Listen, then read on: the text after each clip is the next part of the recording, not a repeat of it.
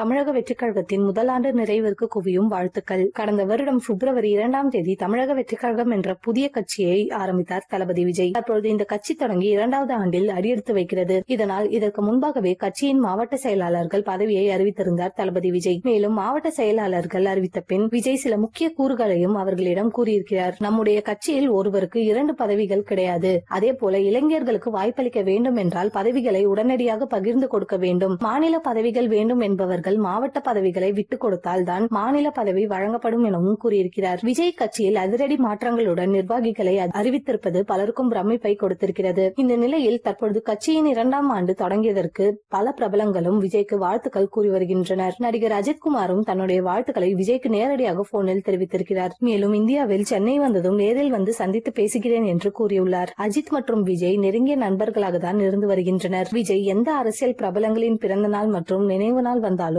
உடனடியாக சமூக வலைதளத்தில் பதிவுகளை வெளியிட்டு வருகிறார். அதே நேரத்தில் அஜித் கார் பந்தயத்தில் வெற்றி பெற்றதற்கும் பத்மஸ்ரீ விருது வாங்கியதற்கும் விஜய் வாழ்த்து கூறவில்லை என விமர்சனங்கள் எழுந்து வந்தது. அதற்கெல்லாம் எந்த ஒரு பதிலும் கொடுக்காமல் விஜய் இருந்து வந்தார். தற்பொழுது அதற்கு பதிலை அஜித்தின் மேனேஜர் சுரேஷ் சந்திரா கொடுத்திருக்கிறார். கார் பந்தயத்தில் வெற்றி பெற்றதும் முதல் ஆளாக அஜித்திற்கு போன் செய்து வாழ்த்து கூறியது விஜய் தான். அதே போல பத்மஸ்ரீ விருது வாங்கியதும் அவருடைய வாழ்த்துக்களை தெரிவித்து விட்டார். இருவரும் நல்ல நண்பர்களாகத்தான் இருந்து வருகின்றனர் என அஜித்தின் மேனேஜர் பத்திரிகையாளர் சந்திப்பில் கூறி எல்லோரையும் ஆச்சரியப்பட வைத்திருக்கிறார்.